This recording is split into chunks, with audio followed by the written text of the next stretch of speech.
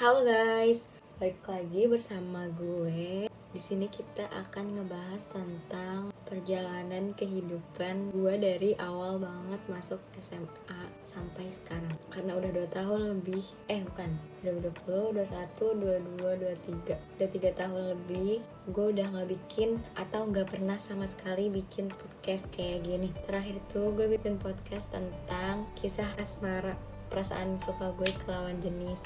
Dan itu tuh udah lama banget pas gue balik dari pondok dulu. Nah, kalau sekarang izinkan gue ngomong tentang masa-masa SMA. Gue merasa tuh kayak jalan cepet banget. Udah mau masuk kelas 12 aja. Kayak event teman-teman gue sekarang udah kuliah. Kan gue sekarang emang barengnya sama teman-teman 2006. Dan ya bareng sama mereka tuh gak kerasa. Setahun kemarin kelas 10 itu dari semester keduanya itu full di sekolah, tapi gak sampai sore, cuman setengah hari. Dan kelas 11 masuk semester 1 itu di sekolah juga luring, tapi dari jam 7 sampai jam 12 aja. Terus masuk semester 2 kemarin itu tuh kayak yang cepet banget, walaupun emang dari jam 7 sampai jam 3 kerasa banget capek, banyak tugas, banyak kerja kelompok dan lain-lain. It's okay, itu yang membuat jalan kita itu merasa cepet. Seandainya gue adalah orang yang nolak, terus juga gak eksis dan gak aktif gitu ya di sekolah, pasti gue ngerasa perjalanan itu tuh lama dan slow gitu. Padahal ternyata gak slow itu, cepet banget. Dulu waktu gue masuk SMA pertama kali, percaya gak percaya, gue udah nulis H- berapa ratus untuk masuk kuliah. Saking gue gak menikmati masa-masa SMA gue waktu itu, pada saat itu ya. Tapi makin sini ketika kita udah melepaskan semuanya, ketika kita udah memiliki rencana, tapi ternyata rencana kita itu sebenarnya masih banyak kekeliruannya, masih banyak yang belum baiknya, maka kita serahkan semua rencana kita ke Allah, dan Allah yang mengatur semua kehidupan kita di dunia ini. Kayak kita tuh langsung kayak adem, tentram, damai, merasa hidup ini tuh gak ada keluhan, gak ada hambatan, bener-bener it go aja gitu. Itu yang aku rasain satu semester belakangan ini. Kayak ya udah, orang tuh punya masanya masing-masing. Kalau gue masih SMA ya it's okay, teman-teman gue udah semester 2 di kuliahannya, teman-teman gue udah kerja, udah berkarir, istilahnya udah ngerantau dan pergi ke level kehidupan selanjutnya. Ya it's okay, itu fase dia. Gue juga punya fasenya sendiri, jadi gak usah terlalu memusingkan kita harus sama-sama kayak mereka, enggak. Karena kita itu udah benar-benar di jalannya. Allah tuh udah menakdirkan dan menakar kemampuan kita sebaik-baiknya. Jadi ya sekarang perjalanan gue di SMA tuh kayak udah ikut organisasi, ikut olimpiade, aktif di kelas dan sebagainya, itu udah lebih dari cukup. Kayak Allah tuh baik banget, gak ada skenario yang terbaik kalau bukan skenario dari Allah. Terus belajar di SMA, jujur li, SMA sekarang yang aku sekolahin itu dulu banget pernah ditanya sama teman di Instagram aku lupa, nggak tahu siapa namanya. Dia itu bilang waktu aku buka question box, dia nanya mau lanjut kemana SMA-nya. Ketika itu aku masih kelas 8 atau kelas 9 gitu. Aku bilang aku mau ke pesantren, aku sebutin pesantrennya. Terus ditanya lagi sama dia, apakah kamu mau SMA ini atau SMA itu? Terus aku jelas lah pilih SMA ini, gak bakalan mau pilih SMA itu. Dan sedangkan sekarang aku ada di SMA itu yang benar-benar aku istilahnya ngejelekin itu di sosial media aku malu banget. Kalau misalnya ada followers aku yang ingat tentang postingan itu, aku kayak malu banget. Itu tuh pelajaran berharga buat aku. Jangan sampai kita merasa kita itu value-nya tinggi, kita itu kualitasnya bagus gitu. Gak mungkin di sekolah rendahan, gak mungkin di sekolah yang embel-embel gitu. Salah besar. Semakin kita menolak, semakin kita menjauh, semakin kita nggak mau, pasti Allah bakalan ngasih kita di situ. Jadi ya udah, sekarang aku belajar kalau apapun yang aku inginkan itu belum tentu yang terbaik. Kayak di dalam Quran surat Al-Baqarah, apa yang kamu kira baik belum tentu baik, apa yang kira kamu buruk belum tentu buruk. Terus ternyata yang aku kira buruk, sekolah ini tuh buruk, waktu aku masuk ya ternyata nggak buruk-buruk banget. Pasti ada kebaikannya di dalam situ. Allah nggak bakal ngebuat sesuatu itu ada kalau cuman sia-sia aja. Pasti ada manfaatnya. Debu sekalipun walaupun dia mengotori wajah gitu ya, menutup jalanan, dia akan bermanfaat gitu buat tayamum atau buat hal lain.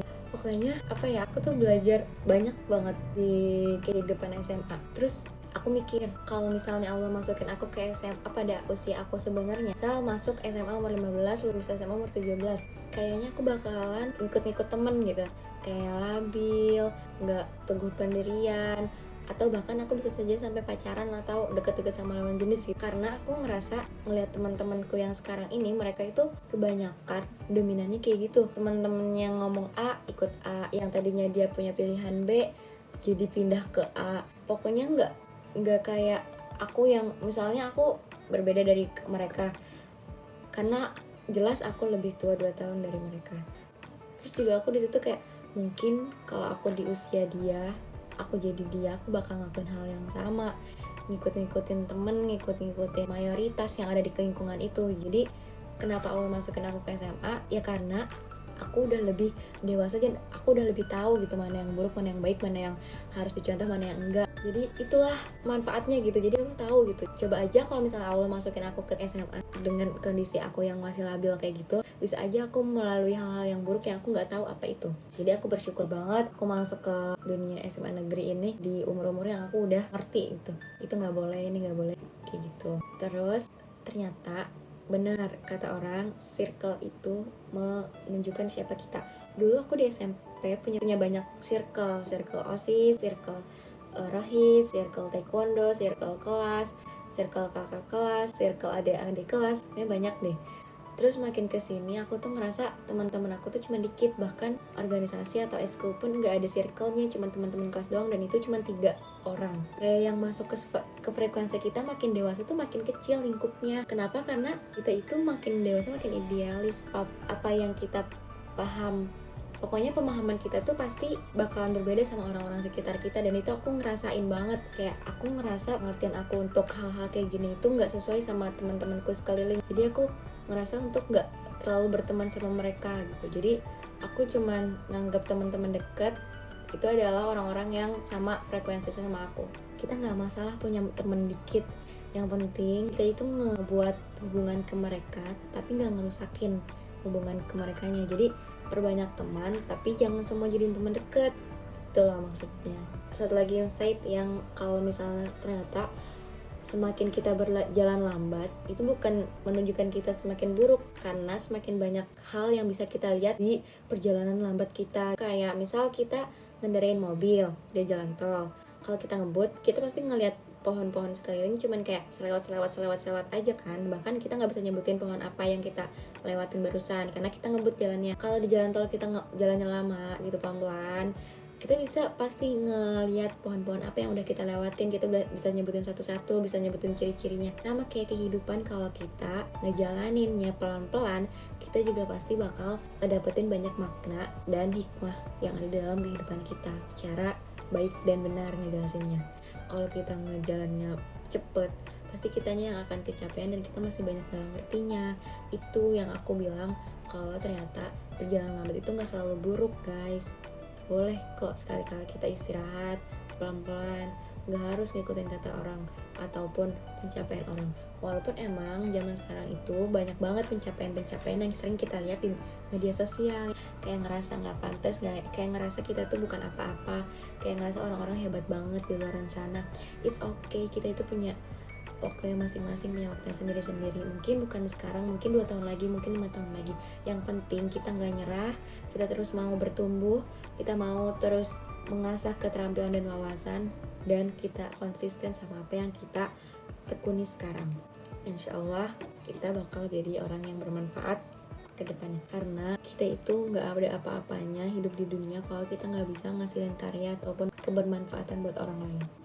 Oke guys, mungkin podcast malam ini udah cukup sampai segitu dulu ya, karena lumayan capek dan haus sekali rasanya ngomong terus selama 10 menit tidak berhenti-berhenti. Semoga kalian bisa memanfaatkan apa yang udah aku berikan barusan.